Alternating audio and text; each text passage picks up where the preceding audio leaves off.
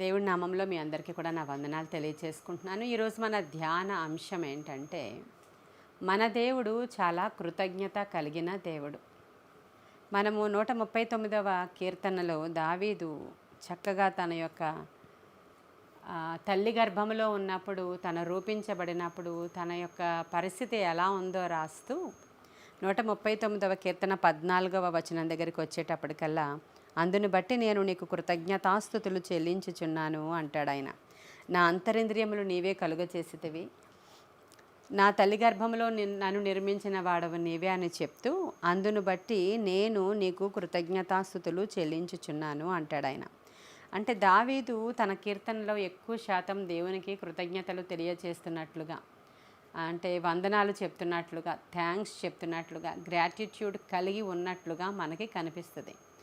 అయితే దావీదు యొక్క విషయాల్ని మనం ధ్యానం చేస్తున్నాం. ప్రతిదినము కూడా దావీదుని గురించి మనం ధ్యానం చేసుకుంటూ, ఆయనలో ఉన్నటువంటి మంచి క్వాలిటీస్ మన జీవితంలోనూ కూడా వచ్చినప్పుడు మనం ఎలా జయ జీవితం జీవిస్తామో, ఆయన వెనుకున్నటువంటి అనుచరులు, ఆయన చేసినటువంటి శూరకార్యాలు, దేవుని కొరకు వారు ఎలా నిలువబడ్డారో, ఇటువంటివన్నీ కూడా మనం ధ్యానం చేసుకుంటూ ఉన్నాం కదా. ఈరోజు దావీదు చాలా కృతజ్ఞత కలిగిన వాడనే విషయము మనకి ఆయన చెప్తున్నాడు. అంటే నువ్వేదో చేసేసావు, నాకు చాలా గొప్ప విషయాలు చేసావు, రాజ్యం ఇచ్చేసావు, నన్ను గొప్పవాడిగా చేసేసావు, సింహాసనం ఇచ్చేసావు, అందుకు కృతజ్ఞత అనడం లేదు. ఆయన పుట్టిన దినాన్ని జ్ఞాపకం చేసుకుంటూ, బహుశా పుట్టినరోజు అనుకోండి పోని, ఈ నెలలో మన యొక్క సంఘంలో చాలామంది పుట్టినరోజులు ఉన్నాయి కదా. పుట్టిన దినాన్ని జ్ఞాపకం చేసుకుంటూ, నా తల్లి గర్భంలో నేను పిండముగా ఉండగానే నీ కన్నులు నన్ను చూసాయి నాయనా, నా యొక్క తల్లి గర్భంలో ఉన్నప్పుడు నా ఎముకలు ఎలాగున ఎదుగుచున్నవో అవి నాకు చూసినప్పుడు నాకు భయము ఆశ్చర్యము కలుగుతుంది. నన్ను నిర్మించిన వాడవు నీవే అని చెప్పుకుంటూ, నేను ఇందును బట్టి నీకు కృతజ్ఞతాస్తుతులు చెల్లించుకుంటున్నాను అంటాడు ఆయన. మరి పెద్ద విషయాలకి, అంటే ఏదేదో గొప్ప గొప్ప రాజ్యాలు సంపాదించడానికి కాదు, ఆయన తల్లి గర్భంలో ఉన్న విషయాన్ని జ్ఞాపకం చేసుకుంటున్నాడు. అంటే ఆయన పుట్టిన దినాన్ని జ్ఞాపకం చేసుకుంటున్నాడు.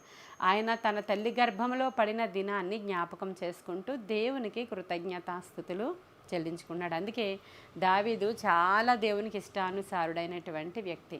అయితే మనుష్యులందరూ కూడా కృతజ్ఞత కలిగి ఉండాలని దేవుడు ఎప్పుడూ కోరుకుంటారు. మనుషులు సంగతి సరే పక్కన పెడదాం, దావీదు సంగతి కూడా పక్కన పెడితే, మన దేవుడు చాలా కృతజ్ఞత కలిగిన దేవుడు. మన దేవుడు ఎట్టివాడో తన ప్రజలు అట్టివారిగా ఉండాలని ఆయన కోరుకుంటాడు. నేను పరిశుద్ధుడను కనుక మీరు కూడా పరిశుద్ధులుగా ఉండండి అంటాడు ఆయన. నేను లోకాన్ని జయించాను కాబట్టి ఖచ్చితంగా మీరు కూడా ధైర్యం తెచ్చుకోండి, మీరు కూడా ఈ లోకంలో జయము పొందుకుంటారు అంటాడు దేవుడు. కాబట్టి మన దేవుడు ఎట్టివాడు? ఈరోజు దేవుడట చాలా కృతజ్ఞత కలిగినవాడు. కొన్ని మాటలు మనం చూస్తే బైబిల్ గ్రంథంలో ఆయనకి ఎలాంటి కృతజ్ఞత ఉందో, ఎలాగా ఆయనకి ఎవరైనా చిన్న మేలు చేస్తే ఎలా దేవుడు ఫేవర్ చేస్తారో మనకు అర్థమైపోద్ది. మత్తయి సువార్త 10వ అధ్యాయం 42వ వచనంలో, ఎవరైనా సరే నా పేరట వచ్చేవాడికి మీరు గిన్నెడు చన్నీళ్ళు ఇస్తే చాలు, నేను ఖచ్చితంగా మీకు ప్రతిఫలాన్ని ఇస్తాను అనే మాట మీరు చదువుతారు 10వ అధ్యాయంలో. అంటే ఎవరైనా దేవుని యొక్క నామం పేరట మన దగ్గరికి వచ్చినప్పుడు ఏమీ కాదండి, మీరు ఖర్చు పెట్టక్కర్లేదు, మీ ఇంట్లో నీళ్లు ఫ్రీయే కదా. ఇంకా మన దేశంలో మనం ఉంటున్న ఏరియాలన్నిటిలో నీళ్లు ఫ్రీగానే ఉన్నాయి కదా. ఆ ఫ్రీగా మీకు వచ్చినటువంటి నీళ్లు మీరు ఇంట్లోనికి వెళ్ళి ఒక గిన్నెడు చన్నీళ్ళు తెచ్చి ఆయన నామమ్మ పేరట వచ్చిన వారికి గనుక మీరు ఇస్తే, నేను ఖచ్చితంగా మీకు ప్రతిఫలాన్ని ఇస్తాను. ఎందుకంటే మీరు నా పేరట చేసినటువంటి మేలుని నేను మర్చిపోయేవాడని ఎంత మాత్రం కూడా కాదంటారు ప్రభు. అంటే మన దేవునికి చాలా కృతజ్ఞత చాలా ఎక్కువ. ఎవరికి కూడా ఆయన రుణం ఉండే దేవుడు కానే కాదు. ఆయన ఎవరైనా మేలు చేస్తే ఆ మేలుకి ప్రతిగా ఆయన ఎంతో మేలు చేస్తాను అని చాలా సందర్భాలలో చెప్తారు. ఇంకా మనం చూసినప్పుడు హెబ్రీల్కి రాసిన పత్రిక 6వ అధ్యాయము 10వ వచనంలో చూస్తే, మీరు చూపిన ప్రేమను మర్చుటకు దేవుడు అన్యాయస్తుడు కాడు అని రాయబడి ఉంది. మీరు అక్కడే పైన వచనాల్లో చూస్తే, అక్కడ పరిశుద్ధులకు మీరు ఉపచారము చేసిన సంగతి దేవుడు జ్ఞాపకం చేసుకుంటున్నాడంట. మీరు పరిశుద్ధుల ఎడల ఏమేమి విషయాలు చేశారో, పరిశుద్ధులకు ఎలా అయితే మీరు ఉపచారం చేశారో అవన్నిటినీ దేవుడు జ్ఞాపకం చేసుకుంటూ, ఆయన సంఘము ఎలా అయితే ప్రేమ చూపిస్తున్నారో దేవుని సేవకుల ఎడల, అవేమి కూడా నేను మర్చిపోయేవాడను కాను అని దేవుడే చెప్తున్నటువంటి సందర్భం చూసారా. ప్రభువు మర్చిపోడంట. దేవుని నామము పేరట, దేవుని యొక్క మందిరములో, దేవుని కొరకు, దేవునికై మనం ఏమైనా సరే చేసినా సరే దేవుడట చాలా కృతజ్ఞత కలిగి ఉంటాడంట మనకి. ఒకసారి ఆలోచన చేయండి, ఆయన ఎంత గొప్ప దేవుడో మనకి. అయితే మనుషులు ఎటువంటి వారంటే ఎన్ని చేసినా దేవుడు వెంటనే మర్చిపోయేవారే మనుషులు. 10 మంది కుష్ఠరోగుల యొక్క సందర్భం మనందరికీ తెలుసు కదా. వాళ్ళందరూ వచ్చి ప్రభువుని అడుగుతున్నారు, మమ్మల్ని శుద్ధులుగా చేయండి అని. మమ్మల్ని శుద్ధులుగా చేయండి అని అడిగినప్పుడు ప్రభు అలాగే వారిని ముట్టి శుద్ధులుగా చేశారు, స్వస్థపరిచారు. స్వస్థపరిచినప్పుడు అందరూ వెళ్ళిపోయారు. వెళ్ళిపోయిన తర్వాత ఒక్కడు మాత్రమే, వాడు కూడా సమరయుడు. వాడొచ్చి గొప్ప శబ్దముతో దేవునికి వందనాలు చెప్పాడు, థ్యాంక్స్ చెప్పాడు, దేవునికి కృతజ్ఞత చెల్లించాడు అతను. ప్రభు అడుగుతారు, మిగతా 90 ఏరి అని అడుగుతారు ఆయన. అంటే కృతజ్ఞత చెల్లించాలనే దేవుడు కోరుకుంటున్నారు, కానీ మనుషులం అలా కాదు. మనం పుట్టిన దగ్గర నుంచి ఇప్పటి వరకు దేవుడు ఎన్ని చేశారంటే, మనము ఎదగడం విషయంలో, చదువుకోవడం విషయంలో, మనకి వివాహం జరగడం విషయంలో, మనకి బిడ్డలు పుట్టడం విషయంలో, మన ఇల్లు విషయంలో, మన భర్త విషయంలో, మన యొక్క ఆరోగ్యాల విషయంలో ఎన్నోసార్లు ఆయన ధన సహాయం చేయడం విషయంలో, ఎన్నోసార్లు ప్రమాదాల నుంచి మనల్ని విడిపించడం విషయంలో, ఎన్నోసార్లు మీ కొరకు ఇలా ప్రార్థించేటువంటి ప్రార్థనాపరులను మీకు ఇచ్చిన విషయంలో, మీ సంఘం విషయంలో, సంఘ కాపరి విషయంలో, అన్ని విషయాలలో కూడా దేవుడు ఎంతో మేలు చేశాడు. ఇప్పుడే ఉషా ప్రార్థన చేస్తుంది కదా, మాకు మంచి సంఘ కాపరిని ఇచ్చావు, మాకు అర్థమయ్యేట్టు మాకు బోధించే సంఘ కాపరి మాకు మీరు ఇచ్చినందుకు మీకు వందనాలు అని చెప్తుంది. అంటే నిజమే, తనకి ప్రతిదినము వాక్యం వినినప్పుడు తనకు అనిపించిన ఫీలింగ్ తను ఎక్స్ప్రెస్ చేస్తుంది. ఏమనంటే, నిజమే, ఇంత చక్కని వర్తమానాలు మాకు మాట్లాడుతూ మమ్మల్ని ఇలా ప్రోత్సహిస్తున్న మా సంఘ కాపరిని బట్టి నీకు వందనాలయ్యా అంటుంది ఆ అమ్మాయి. అంటే దేవునికే వందనాలు చెప్తుంది, దేవునికే కృతజ్ఞతలు తెలియజేస్తుంది. ఆమె వినిన వర్తమానాన్ని బట్టి, వాళ్ళ సేవకుల్ని బట్టి కృతజ్ఞతలు తెలియజేసుకుంటుంది. చాలామందికి, అంటే రేపటి నుంచి అందరూ ఈ పాయింట్ చేయండి అని నేను చెప్పట్లా, చాలామందికి అసలు అలాంటి థాటే ఉండదు. మేము వెళుతున్నాం, మేము చేసుకున్నాం, మేము సెలెక్ట్ చేసుకున్నాం ఈ చర్చికి వెళ్ళాలని. అవును, పాస్టర్ గారులు అందరూ బాగానే చెప్తారు. ఒకసారి నేను ఒక మీటింగ్కి వెళ్ళాను. ఒకసారి ఏంటి, చాలాసార్లు జరిగింది ఇలాంటి సందర్భం నాకు. అప్పుడు నాకు కూడా వచ్చిన వాళ్ళు, ఆ రోజు మీరు సాటిస్ఫై అయ్యారా సిస్టర్ వర్తమానాన్ని బట్టి, మంచిగా అనిపించిందా అండి, దేవుని వాక్యం ఈరోజు చాలా బాగా వచ్చింది కదా అని అడిగింది ఒక ఆవిడ, నాతో వచ్చిన ఆవిడ. దేవుని వాక్యం చాలా బాగా రావడం, చాలా బాగా రాకపోవడం, మంచిగా రావడం, మంచిగా లేకపోవడం ఏంటి, ఎప్పుడు బాగానే ఉంటుంది అంది అటువైపు పిలిచిన ఆవిడ. ఓహో అలాగా అని వచ్చేసామన్నమాట. అంటే మంచిగా బోధ చేసేవాళ్ళు ఉన్నారు, మంచిగా బోధ చేయని వాళ్ళు ఉన్నారు. ఆ రోజు అక్కడికి వచ్చిన ప్రజలతో దేవుడు సూటిగా మాట్లాడేది ఉంది, లేదంటే ఆ వాక్యం నిర్జీవం అయిపోయేది కూడా ఉంది. మనము సొంతముగా పెదవులతో మాట్లాడేది ఉంది, పరిశుద్ధాత్మని యొక్క పవర్తో మాట్లాడేది కూడా ఉంది.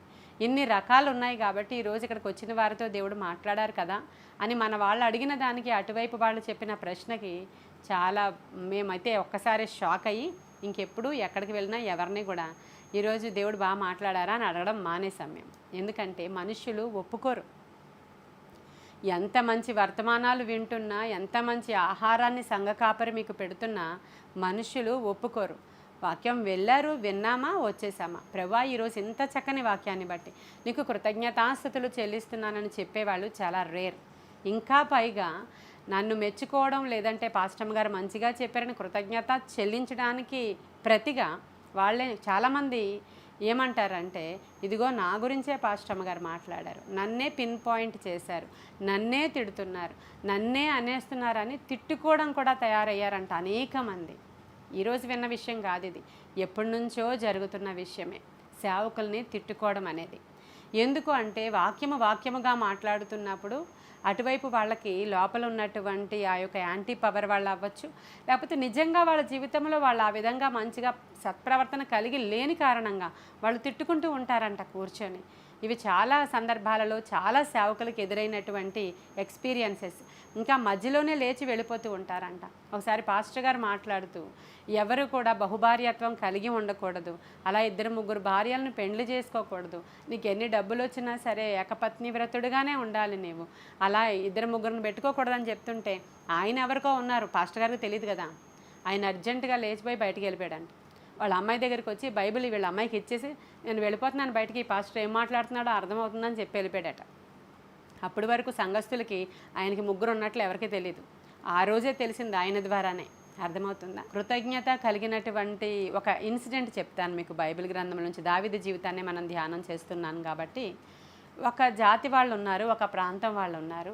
వాళ్ళు ఒకానొక దినాన సౌలు గారు మరణించారు అనే సంగతి వాళ్ళు విన్నప్పుడు వాళ్ళందరూ చాలా బాధపడ్డారంట. ఒక చోట కూర్చొని చాలా ఏడ్చారంట. ఒక చోట కూర్చొని ఆ రాత్రంతా ఒక నిర్ణయం తీసుకున్నారంట. వాళ్ళందరిలో కూడా యోధులందరూ కూడా సమకూడి, అయ్యో ఇజ్రాయేలుకి రాజుని చంపేశారా, అది కూడా అనాథ శవంలాగా ఆయన అక్కడ పడి ఉన్నారా, సౌలు యొక్క తలను వాళ్ళు తెగ నరికేశారా, ఆయన కుమారులను కూడా అక్కడ చంపేశారా. ఈ వార్త వినినప్పుడు ఎక్కడో ఇజ్రాయెల్ కంట్రీలో ఒక మూల ప్రాంతంలో, ఒక బోర్డర్ ప్రాంతంలో ఉన్నటువంటి ఒక జాతి వారు, వాళ్ళ పేరు యాబేష్ గిలాదు వారు అనేటువంటి మాటను రాయబడి ఉంది బైబిల్ గ్రంథంలో. వాళ్ళందరూ ఏం చేశారంటే వాళ్ళల్లో యోధులు సమకూడి, వాళ్ళందరూ అనేకులుగా ఒక్కసారి బలాఢ్యులందరూ కూడా సమకూడి, ఎందుకంటే అక్కడ నుంచి నైట్ అంతా నడిచి వెళ్ళాలి. గిల్బోవా ప్రాంతానికి వెళ్ళాలంటే, సౌలుని ఎక్కడైతే చంపేశారో ఆ ప్రాంతానికి వెళ్ళాలంటే వీళ్ళందరూ కాలినడకన వెళ్ళాలి. కాబట్టి వాళ్ళల్లో బలాఢ్యులు, బాగా బలంగా ఉన్న వాళ్ళందరూ కూడా ఆ రాత్రంతా కాలినడకన ఎక్కడైతే సౌలుని చంపేశారో ఆ ప్లేస్కి నడిచి వెళ్ళారంట. వాళ్ళు ఎక్కడైతే ఆ సౌలుని గోడకి వేలాడదీసేశారో, ఆయన తలను తీసుకుని ఊరంతా ఊరేగించి వాళ్ళ బొమ్మల గుళ్ళలోకి వెళ్ళి, ఇదిగో అంటే దేవతకి చెప్తున్నారు, నీ వల్లే మేము ఈ జయం పొందుకున్నాం, మా దేవత శత్రువుని మాకు అప్పగించిందని ఆ ఊరంతా కూడా సౌలు తలను వేలాడదీసుకుని పట్టుకుని త్రిప్పుతూ చెప్పారంట, మా దేవత మాకు మా శత్రువుని అప్పగించిందని. ఇంత అవమానము సౌలుకి జరిగిన తర్వాత, ఇంత అవమానకరమైన మరణము ఆయన కుమారులు పొందుకున్న తర్వాత గోడలకు ఆయన వేలాడదీసి, అది అంటే ఎందుకు పనికిరాని శవాలలాగా దేశానికే రాజు యొక్క శవాన్ని వారు పారవేసి ఉన్నారన్న సంగతి విన్నప్పుడు ఈ యాబేష్ గిలాదు వాళ్ళు వెళ్ళారంట. చూడండి, సమూయేలు గ్రంథం ఒకసారి తెరవండి. 1వ సమూయేలు 31 8వ వచనం నుంచి చదువుతున్నాను. మరునాడు ఫిలిష్తీయులు హతమైన వారిని దోచుకొని వచ్చి గిల్బోవా పర్వతము మీద పడిపోయిన సౌలును అతని 3 కుమారులను కనుగొని అతని తలను ఛేదించి అతని ఆయుధములను తీసి తమ బొమ్మల గుళ్ళల్లోనూ జనులలోనూ జయవర్తమానము తెలియజేయుటకై ఫిలిష్తీయుల దేశములో నలుదిశలా వాటిని పంపిరి. మరియు వారు అతని ఆయుధములను అష్టారోతు దేవి గుడిలో ఉంచి అతని మొండెమును బెత్షాను పట్టణపు గోడకు తగిలించిరి. అయితే ఫిలిష్తీయులు సౌలుకు చేసిన దాని గూర్చిన వార్త యాబేష్ గిలాదు వారు విని బలశాలులందరూ లేచి రాత్రి అంతా నడిచి సౌలు మొండెమును అతని కుమారుల కళేబరములను బెత్షాను పట్టణపు గోడ మీద నుండి దించి యాబేషునకు తిరిగి వచ్చి వాటిని దహనము చేసి వారి శల్యములను తీసి యాబేషులోని పిచుల వృక్షము క్రింద పాతిపెట్టి 7 దినములు ఉపవాసముండిరి. ఎందుకు ఇలా చేశారు పాపం? అక్కడ ఇజ్రాయేలీలు చాలామంది ఉన్నారు. అంతవరకు ఎందుకు, సైన్యమే అప్పటి వరకు సౌలుతో ఉంది కదా. ఆ సైనికులందరూ ఏమయ్యారు? రాజుగారు చనిపోయారు, రాజుగారిని చంపేశారు, రాజుగారి కుమారులను చంపేశారు, వాళ్ళ ముండాన్ని అక్కడ వేలాడదీశారు, ఊరంతా ఊరేగించారు, అపహాస్యం చేశారు, వాళ్ళని అనాథ శవాలలాగా పడేశారు అక్కడ గిల్బోవా పర్వతం దగ్గర. ఇప్పుడు ఇజ్రాయేలు సైనికులు ఏమయ్యారు, ఇజ్రాయేలీలు ఏమయ్యారు? ఇజ్రాయేలీలలో ఉన్న వారందరికీ ఈ వార్త తెలిసి ఎవ్వరు కూడా ఆ శవాలను ముట్టుకోవడానికి కానీ అక్కడికి శత్రువు ప్లేస్లోనికి రావడానికి కానీ ధైర్యము చేయలేని సమయంలో యాబేష్ గిలాదు అనేటువంటి ఒక జాతి వారు, ఒక ప్రాంతము వారు, ఒక పట్టణము వారు, వారందరూ వచ్చి ఎందుకు ఇంత డేర్ చేశారు, ఎందుకు ఇంత శ్రమ పడ్డారు? ఆయన యొక్క కళేబరాలను తీసుకొని రావడం మాత్రమే కాదు కానీ వాటిని దహనము ఖననము రాజుగారి యొక్క శవం అలా పడి ఉండకూడదని మర్యాదలు చేసి ఆ తరువాత 7 దినములు ఆయన కొరకు అంగలార్చారు ఈ యాబేష్ గిలాదు వారు. ఎందుకు అలా చేశారు వాళ్ళు అని అంటే, వాళ్ళకట 40 సంవత్సరాల క్రితము ఈ యొక్క సౌలు మేలు చేశాడంటండి. ఎన్ని సంవత్సరాల క్రితమో చూడండి, 40 సంవత్సరాల క్రితము ఈ సౌలు యాబేష్ గిలాదు వారికి మేలు చేశాడంట. మనము మన జీవితంలో ఎవరైనా ఒక మేలు చేస్తే 40 సంవత్సరాల క్రితం చేసిన మేలు ఎవరైనా గుర్తుపెట్టుకున్నారా? మీలో ఎవరికైనా గుర్తుందా? నా చిన్నప్పుడు నన్ను ఇంత బాగా చూసినటువంటి నా యొక్క రిలేటివ్స్ అని, నా అమ్మమ్మని, అత్తలని, మావయ్యలని, మా అత్త బిడ్డలని, మా ఆడబిడ్డలని, ఇలాంటివి ఏమైనా ఉంటాయి కదా. 40 సంవత్సరాల క్రితం నన్ను వాళ్ళు ఆ విధముగా ఆదుకోకపోతే మేము ఈరోజు ఇలా ఉండేవాళ్ళం కాదండి. మా బిడ్డలు ఇలా చదువుకునేవారు కాదండి. మాకప్పుడు చాలా టఫ్గా ఉన్నప్పుడు స్కూల్ ఫీజు కోసం మాకు ఇటువంటి వాళ్ళు సహాయం చేశారండి. మాకు ఇలా ఉన్నప్పుడు మా బంధువుల్లో కొంతమంది మాకు రేషన్ వేసి ఆ రోజు మమ్మల్ని ఆదుకున్నారండి. మాకు కరోనా టైంలో మాకు చాలా చాలా టఫ్ సిచ్యుయేషన్స్లో మా కొరకు ఈ విధంగా సహాయం చేసిన వాళ్ళు ఇలా చేశారండి. ఇలాంటి కృతజ్ఞత మీకు ఎవరికైనా ఉందా? అంటే థ్యాంక్స్ చెప్పేసి ఉండుంటారు, అయిపోయి ఉండుంటుంది అది. థ్యాంక్ యూ అని చెప్తే అయిపోద్ది కదండి. మీరు చేసిన ఉపకారాలకి చాలా వందనాలు సిస్టర్ గారు అంటే అయిపోయింది కదా అక్కడికి. అలా అనుకుని మర్చిపోతారు. అయితే ఇంకొకసారి మీకేదో అవసరత పడింది. అప్పుడు వెళ్ళి వాళ్ళ దగ్గరికి అవసరత కోసం అడిగారు. మీకు చాలా గొప్ప సహాయమే చేశారు వన్స్ అపాన్ ఏ టైం, ఒకప్పుడెప్పుడో. ఇప్పుడు మళ్ళీ వెళ్ళి అడిగారు మీరు. అప్పుడంటే మా చేతులు ఆడేవండి, ఇచ్చాము, సారీ అండి అని ఇప్పుడు చెప్పారనుకోండి. ఇంకా చూడండి ఈరోజు మీకు తెలిసిన సిస్టర్స్ అందరికీ ఫోన్లు చేసి వాళ్ళకి ఇప్పుడు ఎంత గర్వం వచ్చేసిందో తెలుసా? ఏదో చిన్న సహాయం కోసం వెళ్ళాను నేను, ఎన్ని మాటలన్నారో తెలుసా, ఎలా నన్ను కాదన్నారో తెలుసా అని అంతమందికి కూడా వాళ్ళని గురించి చెడ్డ చేస్తూ ఉండడమే మనుష్యుల యొక్క స్వభావము. ఈరోజు క్రైస్తవ జయ జీవితం జీవించడానికి అవసరమైన మూలాలను నేర్చుకోవడానికి ప్రయత్నం చేస్తున్నాం మనం. దావీదు జీవితంలో నుంచి, దేవుని యొక్క బిడ్డల జీవితంలో నుంచి, అన్నిటికంటే ప్రాముఖ్యముగా మన దేవుని జీవితంలో నుంచి.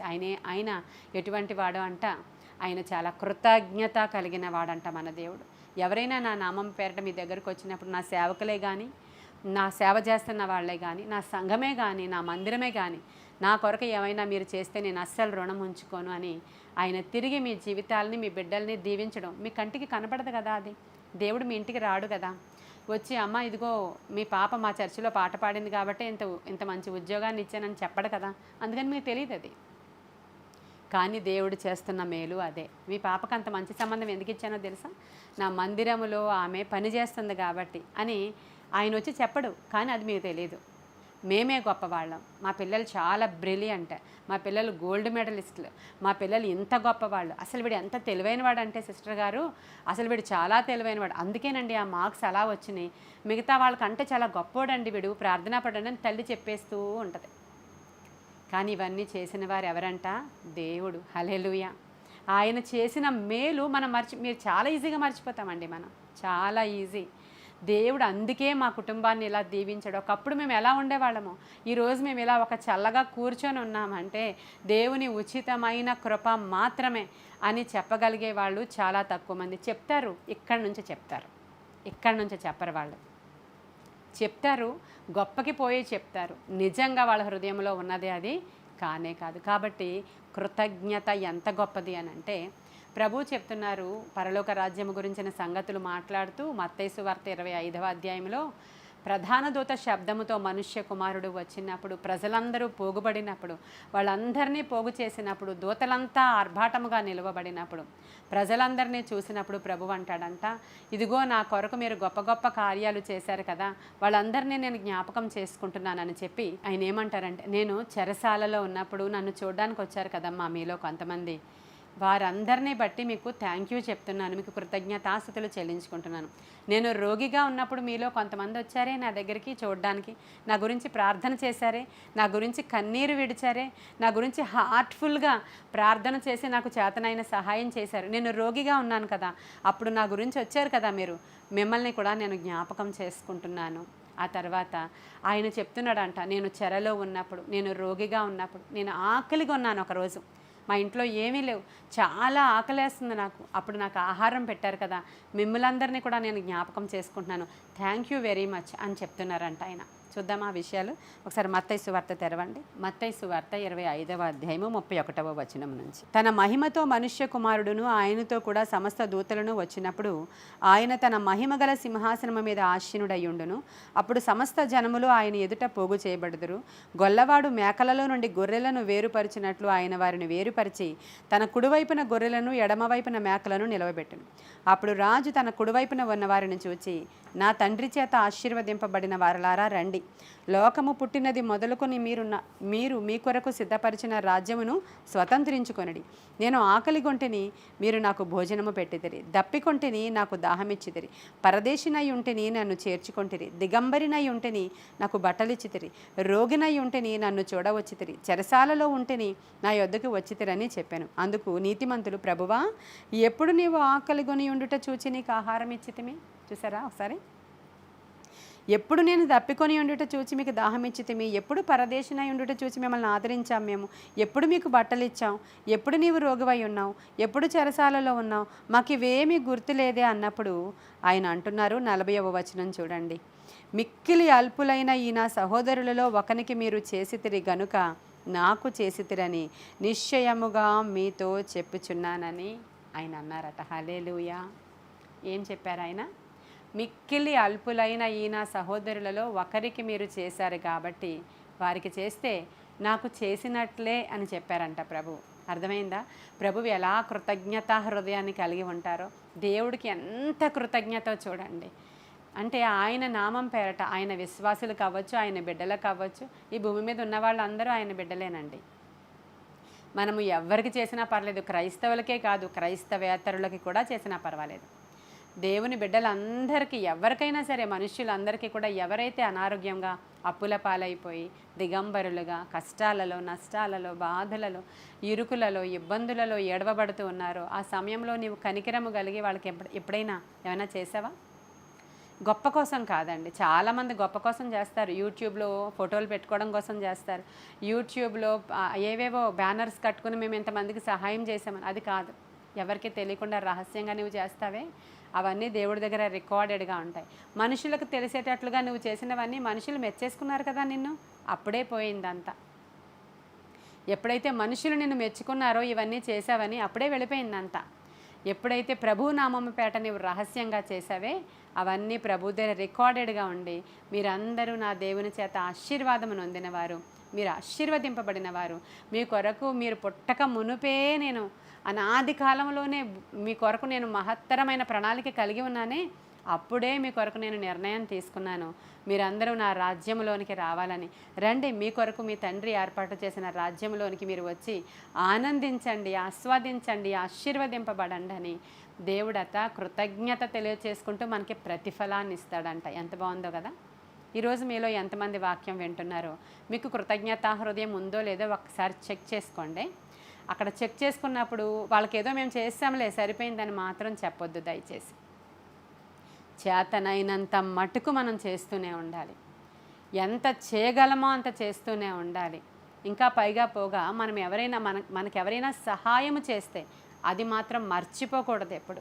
ఆ సహాయాన్ని ఎప్పుడు మర్చిపోయేవారుగా మీరు ఉండొద్దు. ఉన్నప్పుడు వాళ్ళు కృతజ్ఞత లేని వారిని దేవుడు జ్ఞాపకం చేసుకోడు.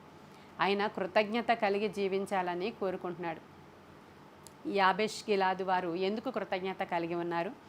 ఎందుకు సౌలుని ఆ విధంగా అంటే చాలా ధైర్యం చేసి తీసుకొచ్చారు అనంటే, 40 సంవత్సరాల క్రితం సౌలు వాళ్ళకి మేలు చేశాడంట. అది చూద్దాం చూడండి. సమూయేలు గ్రంథానికి వచ్చేయండి మళ్ళీ. మొదటి సమూయేలు గ్రంథము 11వ అధ్యాయం చదువుతున్నాను చూడండి. అమ్మోనీయుడైన నాహాషు బయలుదేరి యాబేష్ గిలాదుకు ఎదురుగా దిగినప్పుడు యాబేషు వారందరూ మేము నీకు సేవ చేయదుము, మాతో నిబంధన చేయుమని నాహాషుతో అనిరి. ఇజ్రాయేలీలందరి మీదకి నింద తెచ్చినట్లు మీ అందరి కుడి కన్నులను ఓడదీయుదునని మీతో నిబంధన చేసేదనని అమ్మోనీయుడైన నాహాషు యాబేషు వారి పెద్దలతో చెప్పగా, వారు మేము ఇజ్రాయేలీల సరిహద్దులన్నిటికీ దూతలను పంపుటకై 7 దినములు గడువు మాకిమ్ము, మమ్మను రక్షించుటకు ఎవరునూ రాకపోయిన ఎడల మమ్ములను మేము మీకు అప్పగించుకుందుమనిరి. దూతలు సౌలు గిబియాకు వచ్చి జనులకు ఆ వర్తమానము తెలియచెప్పగా జనులందరూ బిగ్గరగా ఏడ్చిరి. ఇక్కడ ఏం జరిగిందంటే, అమ్మోనీయుడైనటువంటి ఒక రాజు వచ్చాడు. వాడి పేరు నాహాషు. అమ్మోనీయుడైనటువంటి ఆ రాజు పేరు నాహాషు. వాడు వచ్చి ఎక్కడంటే, ఇప్పుడు యాబేష్ గిలాదు పట్టణము ఇజ్రాయేల్ కంట్రీకి చివరిన ఉంటుందన్నమాట, బార్డర్లో ఉంటుంది. అక్కడ నుంచి వాడు జయించుకుని వద్దామని అనుకున్నాడో ఏమో. అప్పటికి ఇంకా ఇజ్రాయేలీలకి రాజు లేడు. జ్ఞాపకం పెట్టుకోండి, అప్పటికి ఇజ్రాయేలీలకి ఇంకా రాజు లేడు. సౌలు మీద అభిషేకం అయితే జరిగింది. సౌలుని సమూయేలు తైలము పోసి అభిషేకించిన సంఘటన జరిగిపోయిన తర్వాతే ఇది. కానీ అప్పటికి ఇంకా రాజుగా అభిషేకము చేయలేదు.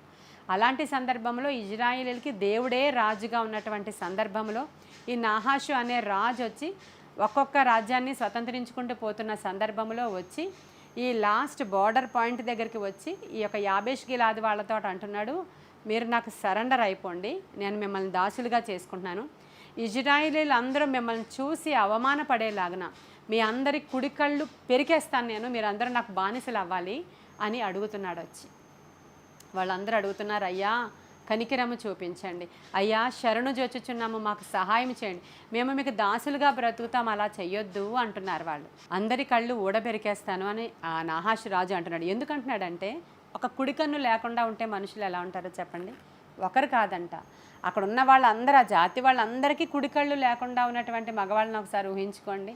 అలా నేను చేసి మిమ్మల్ని అవమానపరుస్తాను, ఇజ్రాయేలీలలో ఇలాగ మీరు కళ్ళు కుడికన్ను లేకుండా గుడ్డి వాళ్ళలాగా తిరిగేలాగా నేను మిమ్మల్ని చేస్తాను అన్నప్పుడు, అయ్యా మాకు 7 రోజులు సమయం ఇవ్వండి, ఈ లోపల మమ్మల్ని రక్షించే నాదుడు ఎవడైనా ఉన్నాడేమో, మేము దూతలను పంపి మా ఇజ్రాయేలు ప్రజలందరి దగ్గర శరణు జొచ్చుతాం, ఆ తరువాత మీరు మీకు కావాల్సింది చేద్దురు కానీ అని ఆ యాబేష్ గిలాదు వాళ్ళతో వీళ్ళు, అంటే ఆ రాజు నాహాషు అనే రాజుతో వీళ్ళు పాపం ఒప్పందం చేసుకుంటారు.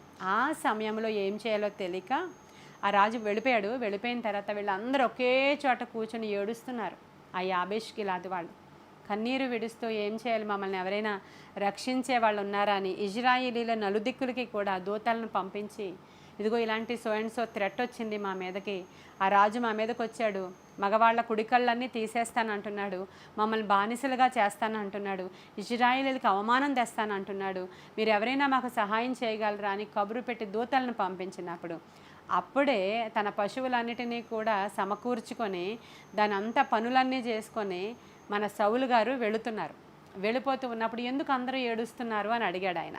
అడిగినప్పుడు ఎందుకు వీళ్ళందరూ ఏడుస్తున్నారు, ఏం జరిగింది అని అడిగినప్పుడు వాళ్ళకు జరిగిన అవమానం గురించి, బాధ గురించి, వాళ్ళని ఎలా అయితే రాజు చేస్తానన్నాడు ఈ విషయాలు చెప్పినప్పుడు వెంటనే సమూయేలుతో సౌలు డిస్కస్ చేసి అందరినీ పిలిపించి, యుద్ధము చేసే వాళ్ళందరినీ పిలిపించి, ఎవడైనా సరే రాకపోతే యుద్ధానికి వాడిని మరి వేరే విధమైన పనిష్మెంట్స్ కలుగుతాయి మీకు, మీరు అందరూ రావాలి అని సౌలు పిలిపించి యాబేష్ గిలాదు వాళ్ళ తరఫున సౌలు వెళ్ళి రాజు అవ్వడానికి ముందే యుద్ధము చేసి వారిని జయించి యాబేష్ గిలాదు వాళ్ళను విడిపించిన సందర్భము. హల్లెలూయా.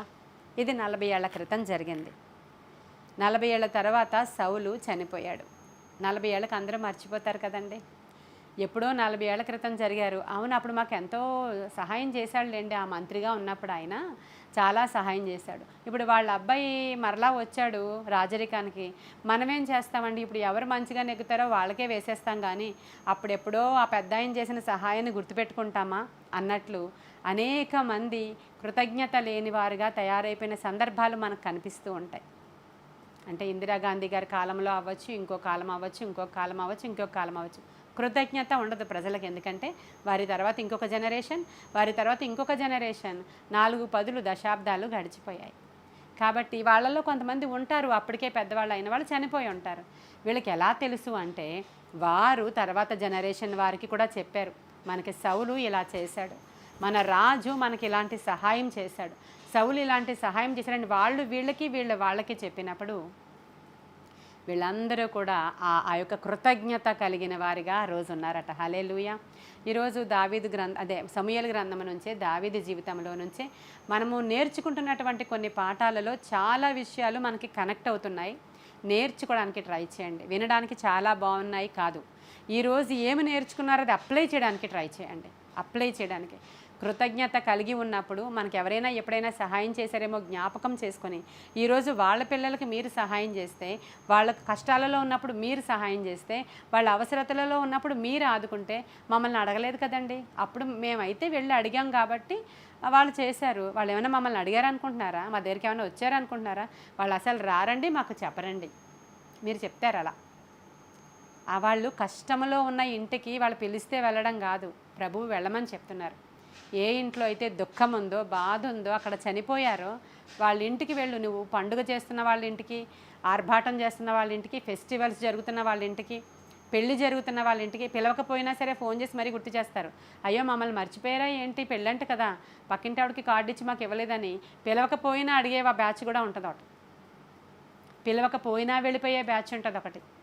వాళ్ళు ఎవరో తెలియదు అయినా సరే వెళ్ళిపోతారు పెళ్ళిళ్ళకి. పిలవడమే పాపం, కొంతమంది వెళ్ళిపోతూ ఉంటారు. కానీ ఏదైతే రోదన జరుగుతున్న గృహం ఉందో, బాధలు పడుతున్న గృహం ఉందో, వేదనలో ఉన్న గృహం ఉందో, అవసరతలలో ఉన్న గృహం ఉందో, అటువంటి గృహాన్ని ఎప్పుడైనా దర్శించడానికి వెళ్ళారా?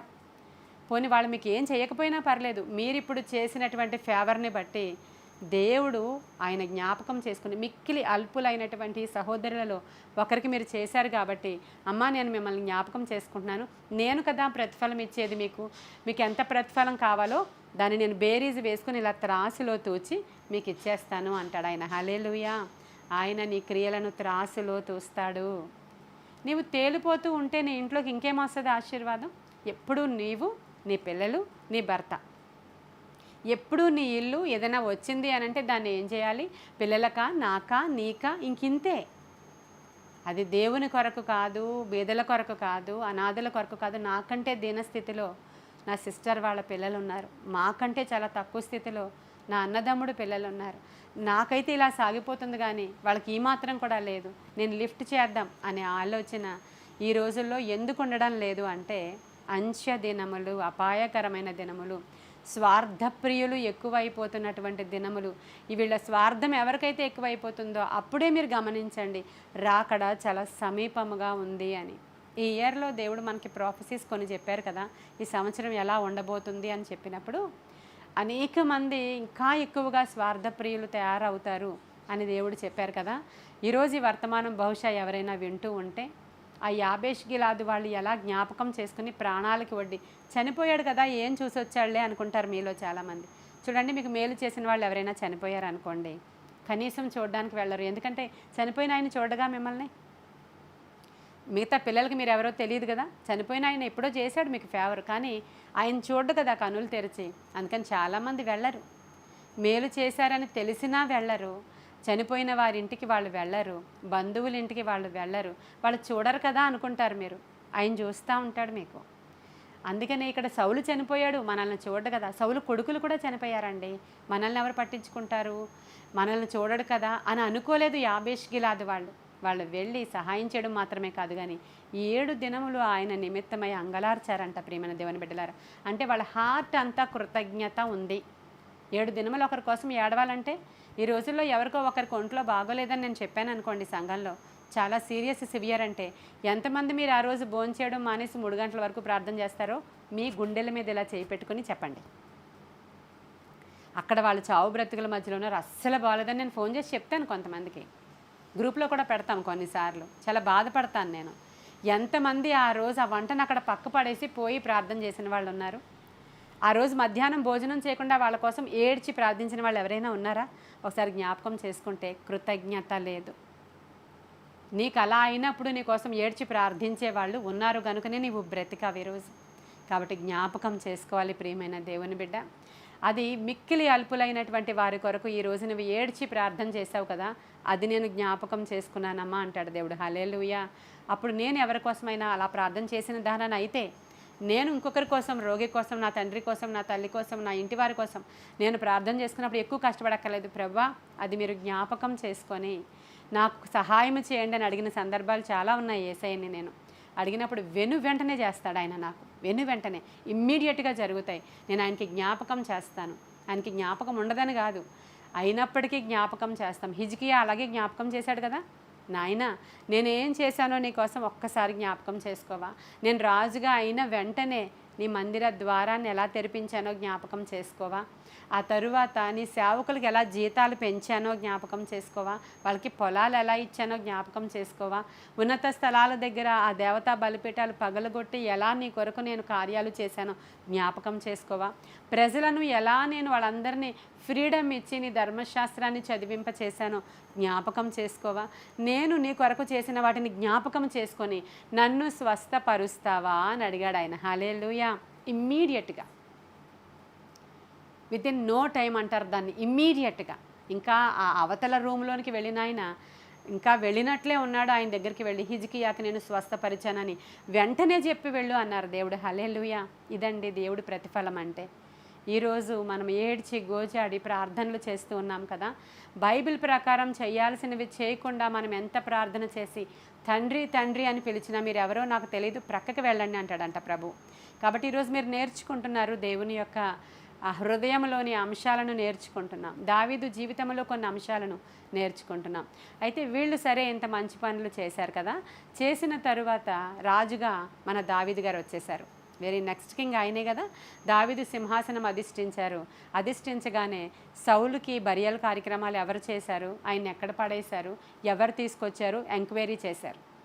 యాబేష్ గిలాదు వాళ్ళు వెళ్ళి చాలా మంచిగా చేశారండి. రాజుని అనాథ శవంలాగా పారవేయలేదు, మంచి బరియలు చేశారు. వాళ్ళని ఎవరిని ఇంక బరియల్ కార్యక్రమం మేము వెళ్ళక్కర్లేదు కదా, మేము చూడక్కర్లేదు కదా, వాళ్ళు మమ్మల్ని చూడరు కదా అని అనుకోలేదండి. చివరి వరకు వాళ్ళు ఉన్నారు, సమాధి కార్యక్రమం వరకు ఉన్నారు. తరువాత 7 దినాలు కూడా విలాపం చేశారు వాళ్ళు.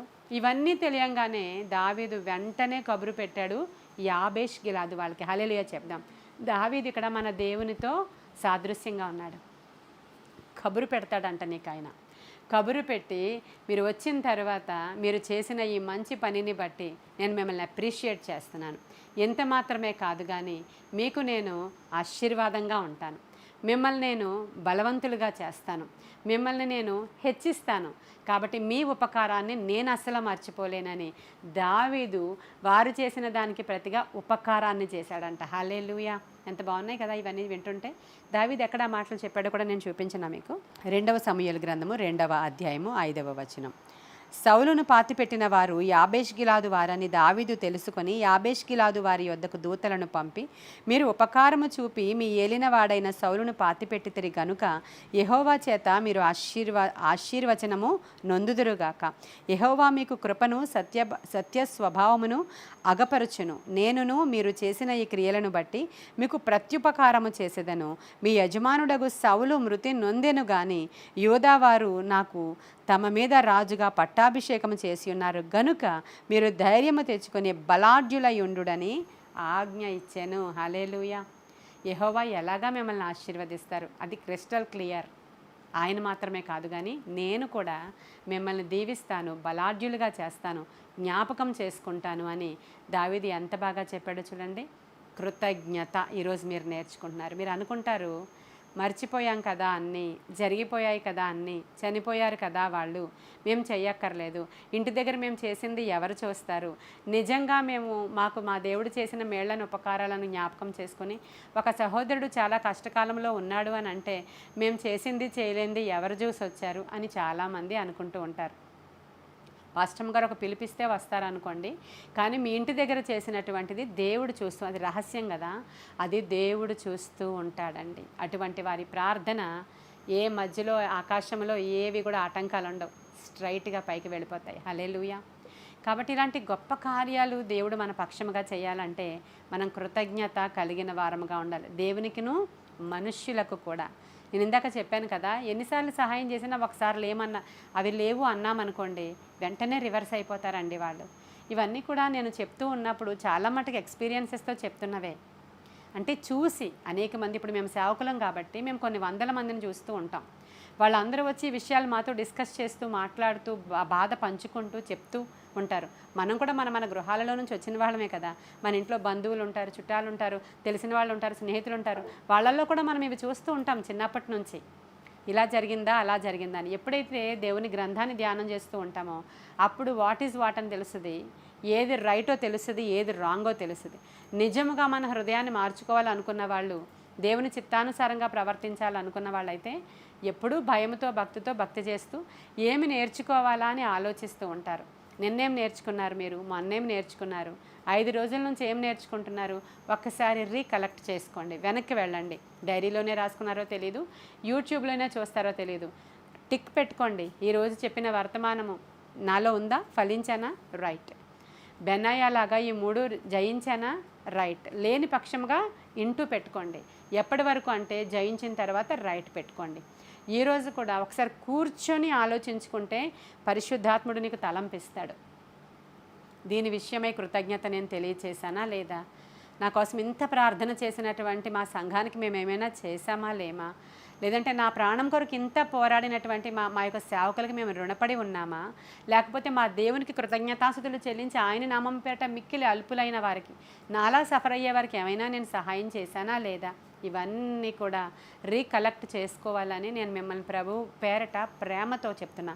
ఎందుకంటే గొర్రెల గుంపులో ఉండాలనుకుంటున్నారా, మేకల గుంపులో ఉండాలనుకుంటున్నారో డిసైడ్ అవ్వాలి. ఇందాకే మత్తయి సువార్త 25వ అధ్యాయము మనము చదివినప్పుడు ఇలా ఫేవర్ చేసిన వాళ్ళకి, కృతజ్ఞత కలిగిన వాళ్ళకి, నా నామం పేరట గిన్నెడు చన్నీళ్ళు ఇచ్చిన వాళ్ళకి గొర్రెలుగా చేశారు దేవుడు, కృతజ్ఞత తెలియజేశారు. ఇవ్వని వారిని మేకల గుంపులో నరకాగ్నిలోనికి త్రోసివేశారు. ఈరోజు నేను చెప్పింది మరి విలువైన వర్తమానమా కాదా మీరే తెలుసుకోవాలి. మనం గొర్రెల గుంపులోనికి వెళ్ళాలనుకుంటున్నామా, దేవుడే మనకి కృతజ్ఞతలు తెలియచెప్పి మరి గొర్రెల గుంపులోనికి మనల్ని ప్రభు తీసుకుని వెళ్ళడానికి అవకాశం ఇస్తామా, ఈరోజు మీరు డిసైడ్ అవ్వాలి.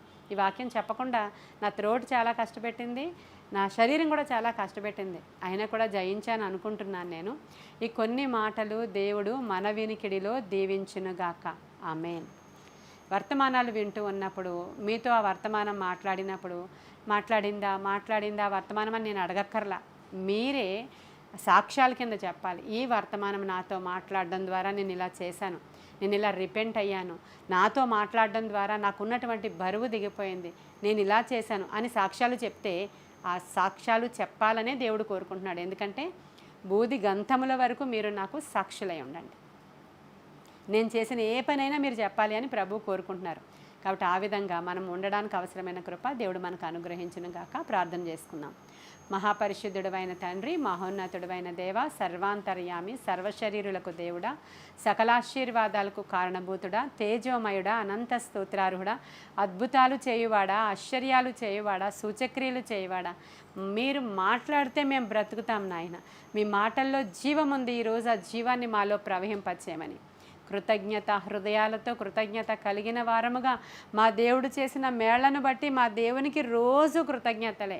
ఎందుకంటే ఈరోజు ఇలా బ్రతికి ఉన్నామంటే, ఈరోజు ఇలా జీవిస్తున్నామంటే, ఈరోజు ఇలా ఉనికి కలిగి ఉన్నామంటే, ఈరోజు నాయన ఈ విధంగా వర్తమానం వినడానికి చల్లగా మేము కూర్చొని ఉన్నామంటే కేవలం నీ ఉచితమైన కృప మాత్రమే. అందును బట్టి మీకు మేము కృతజ్ఞతాస్తుతులు చెల్లించుకుంటున్నామయ్యా, కృతజ్ఞతాస్తుతులు చెల్లించుకుంటున్నాం నాయన వందనాలు, స్తోత్రాలు చెల్లించుకుంటున్నాం. సహాయం చేసినందుకు వందనాలు. ఇదేమి బ్రతుకు, ఇదేమి జీవితం, ఇది కూడా ఒక బ్రతుకేనా అని తిట్టుకుంటున్న వాళ్ళు అనేక మంది అయా, నరకాగ్ని వాళ్ళ కోసం ఎదురు చూస్తూ ఉంది ప్రభు. వాళ్ళు కృతజ్ఞత లేని వాళ్ళు. దేవా, నా ప్రక్కనున్న వాళ్ళు కూలి రాలిపోయినా నేనున్నాను అనేటువంటి విశ్వాసంతో లేని వాళ్ళు నరకాగ్నికి పరుగు పెడుతున్నారు ప్రభు. అటువంటి వారిని కూడా దర్శించండి. ఈరోజు ఆ మాటలలో ఉన్నటువంటి ఆ లోపాన్ని కొట్టివేయండి. కృతజ్ఞత కలిగి ఉండడానికి అవసరమైన కృప ఇవ్వండి. సహాయం చేసి నడిపించమని యేసయ్య శ్రేష్ఠ నామంలో మిక్కిలి వినయముగా అడిగి ప్రార్థించి వేడుకొని పొందుకొని ఉన్నాము మా ప్రియ పరలోకపు మా తండ్రి. ఆమేన్, ఆమేన్, ఆమేన్. God bless you.